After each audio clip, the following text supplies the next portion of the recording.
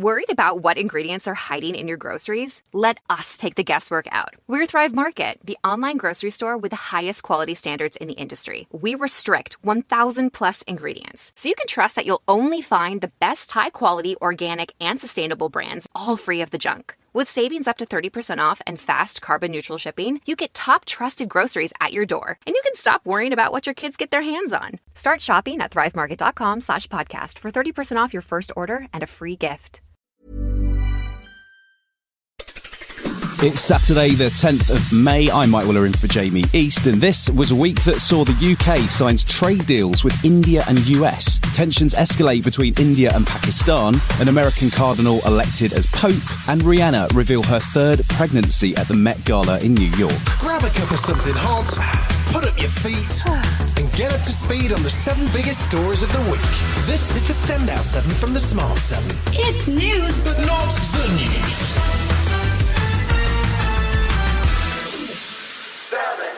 This week was a busy one for the UK's negotiating teams as new trade deals with the US and India landed. But the week began with another meeting on trade as US President Trump and newly elected Canadian Prime Minister Mark Carney met at the White House in what seemed to be a reasonably friendly encounter. Donald bragged about the newly gold-decorated Oval Office and reiterated that there was nothing the US wanted from Canada, except perhaps Canada itself. The US president again floated the notion of Canada becoming America's 51st state, a suggestion politely but firmly rejected by Carney. As you know from real estate, there are some places that are never for sale. That's true. We're sitting in one right now, and having met with the owners of Canada over the course of the campaign last several months, it's not for sale, won't be for sale ever. Back in the UK, a trade deal with India was agreed this week that had been on the table since 2021, when Boris Johnson famously promised to get it done before Diwali. That didn't happen, and despite the best efforts of various Tory leaders,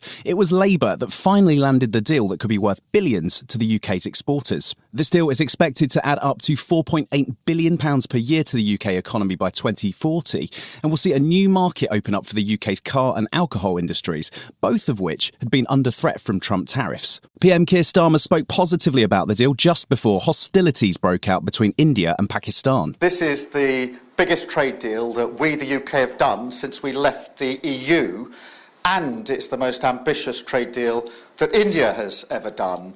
And this will be measured in billions of pounds into our economy and jobs across the whole of the United Kingdom. The deal will see tariffs on British goods, including cars and alcohol, drop dramatically.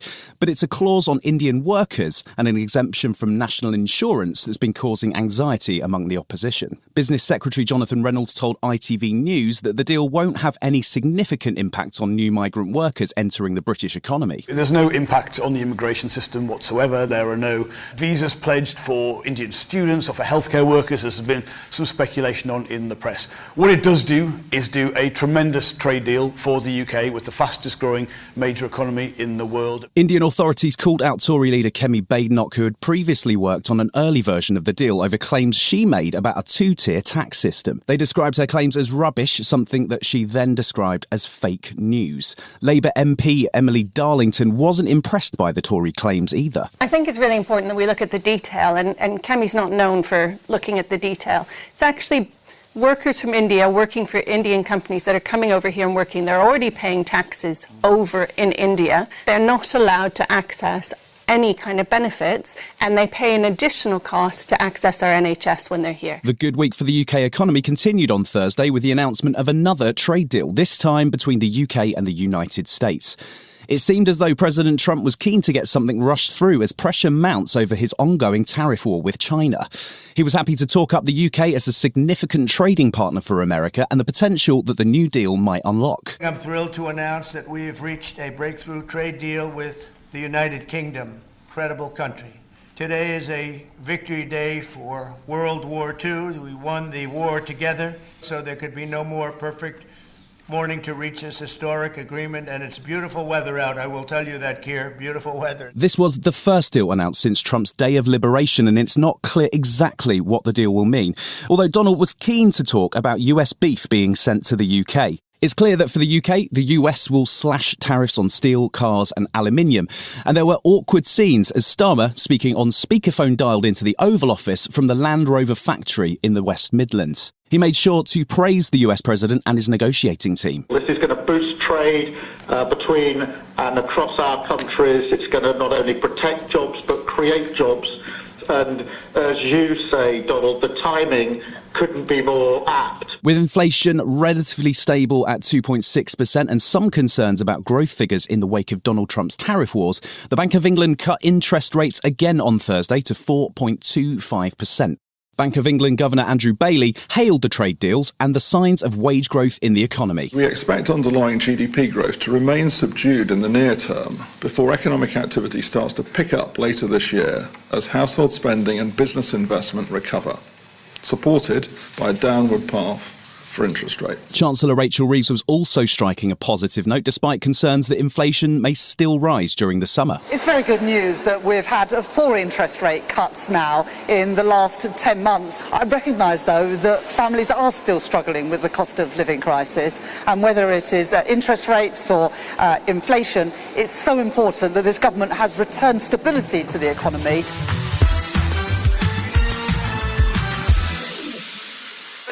This week saw the aftermath of the Reform Party success in the local elections, mayoral elections and in the by-election in Runcorn and Helsby.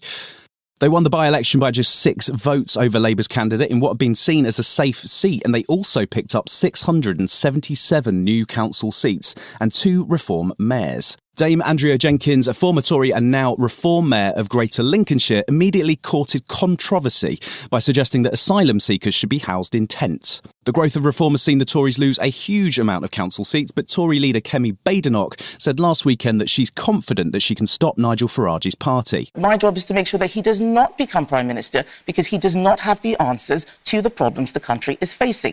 How do we increase productivity? Immigration, a big issue. His answer is to have another minister. We have 2 ministers who are dealing with that. Those are not serious solutions. Given Kemi's track record so far, that may not give much comfort to anyone who's concerned about reform. Chairman Zia Youssef was happy to double down on their new Trump-style agenda, aimed at cutting DEI initiatives and ending practices like working from home. What we need to do is stop demoralising our young people. So what we're talking about is stop teaching young people in schools writ large that they should hate their country, that they should be ashamed. Wednesday saw the first Prime Minister's question time since last weekend's local elections, and Tory leader Kemi Badenoch was back in fighting form. She was focused on Labour and pushing hard for answers on the speculation that's been floating about a change of position or a U-turn on the thorny question of the winter fuel allowance. She wasn't prepared to let Keir Starmer blame the Tory finances either. The only black hole is the one the Prime Minister is digging. This issue affects some of the poorest and most vulnerable pensioners. He's refused to listen to me on this. Will he at least listen to his own party and change course? Starmer was unimpressed, however, and was keen to tout Labour's successes and the new trade deal with India. Because of our action, we've stabilised the economy, and of course we're committed to the triple lock, which improved pensions by £470 last year. And Mr. Speaker, because of the work that we've done, we're a country that countries like India want to do deals with.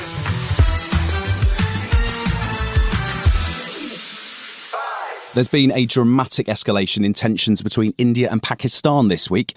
It came in the wake of a terrorist attack in the Pahalgam region of Kashmir, which saw 26 tourists killed, an attack which India blamed on Pakistan. On Tuesday night, Indian forces launched 9 missile attacks on what they called terrorist sites in Kashmir and Pakistan, with initial reports of at least 8 people killed, including a child, and 35 injured. Pakistan immediately responded, claiming to have shot down 5 Indian fighter jets. Atullah Tarar is the Pakistan Minister for Information. He spoke about the attacks on Wednesday morning. So the Indian aggression is without any justifiable cause. They've crossed all limits. They've launched missiles on our civilian population, innocent civilians, women and children we've lost. They are injured in the hospitals.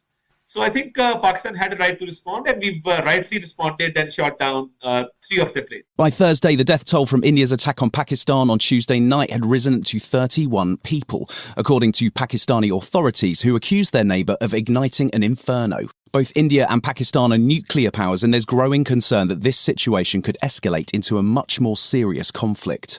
India has denied that the strikes were intended to be escalatory, but with the US notably absent from its traditional role of peacemaker, it's not clear what will happen next. Bilawai Bhutto Zardai is chairman of Pakistan's People's Party, and he had harsh words for the Indian government on Wednesday. India has manufactured this lie to target Indian civilians. Not all Muslims are terrorists, and the world is sick and tired of the way in which this accusation is bandied about to justify aggressive actions, to justify illegal actions.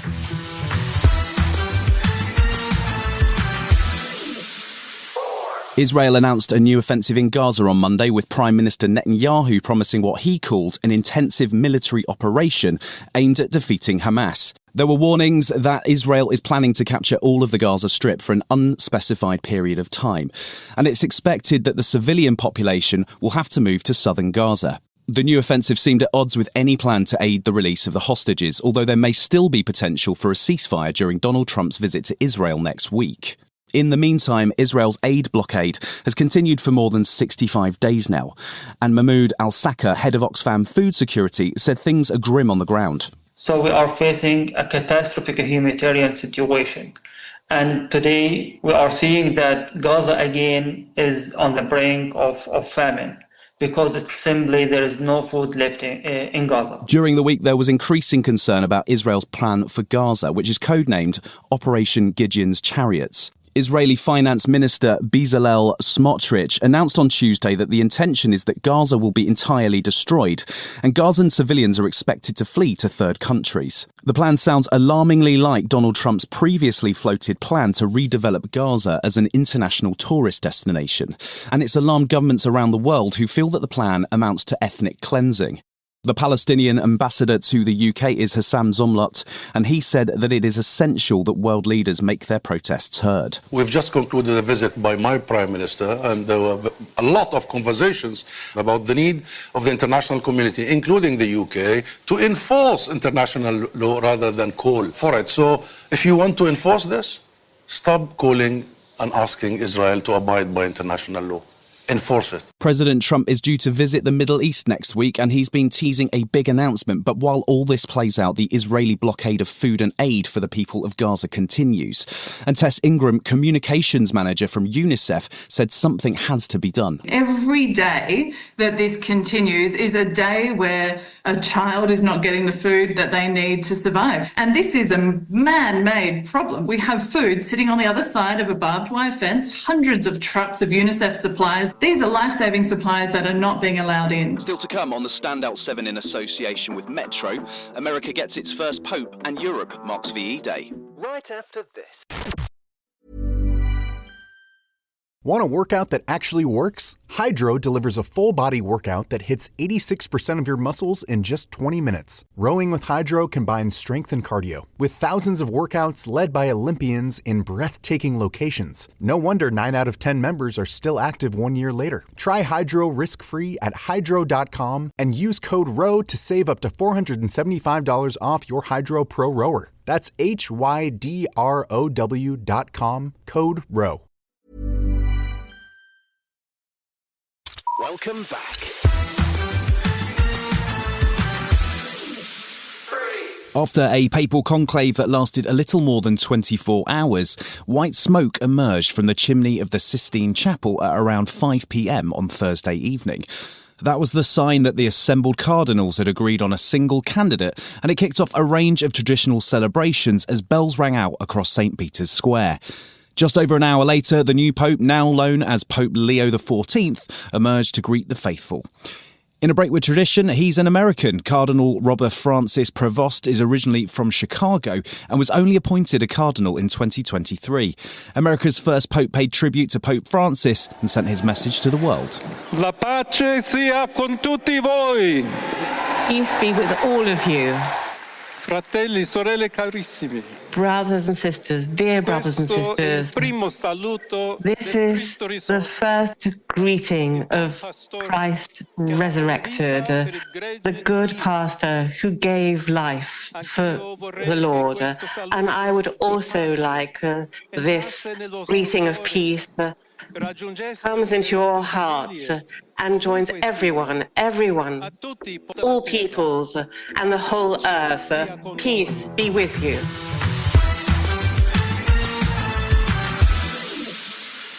This week saw 4 days of celebrations and commemorations of VE Day. The event marks 80 years since victory in Europe began on Monday.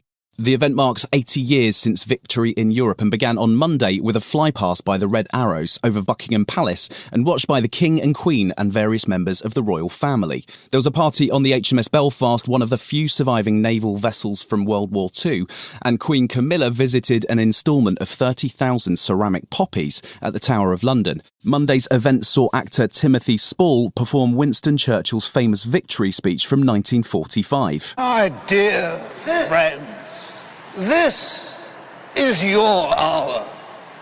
This is not a victory of a party or of any class. It's a victory of the great British nation as a whole. Thursday saw celebrations across Europe for VE Day, with President Trump somewhat confusingly posting the iconic image of American Marines raising a flag on Iwo Jima. In the UK, the occasion was marked in Westminster Abbey as King Charles led a group of 78 veterans in a 2-minute silence. In Moscow, Russian President Vladimir Putin was marking the occasion with a temporary ceasefire in his war on Ukraine and a grand victory parade to demonstrate the might of Russia's military. He was joined by Chinese Premier Xi Jinping, who described talks as friendly and fruitful and pledged to deepen ties with Russia. Putin was focused on trade and a deeper relationship between the two powers. Significant mutual supplies of agricultural goods have become an important factor in maintaining food security in both countries. For our part, we are ready to expand the range of export products of the Russian agro-industrial complex to the Chinese market.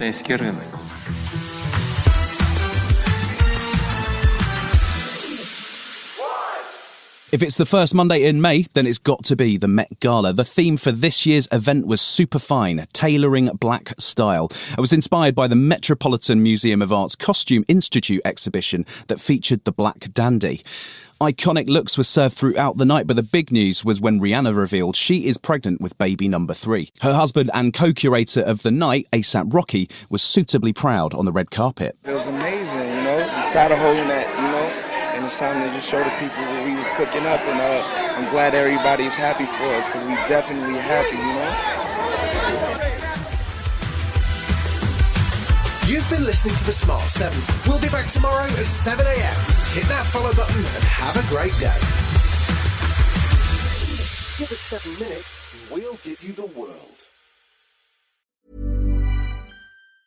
Want a workout that actually works? Hydro delivers a full-body workout that hits 86% of your muscles in just 20 minutes. Rowing with Hydro combines strength and cardio, with thousands of workouts led by Olympians in breathtaking locations. No wonder 9 out of 10 members are still active 1 year later. Try Hydro risk-free at hydro.com and use code ROW to save up to $475 off your Hydro Pro Rower. That's HYDROW.com,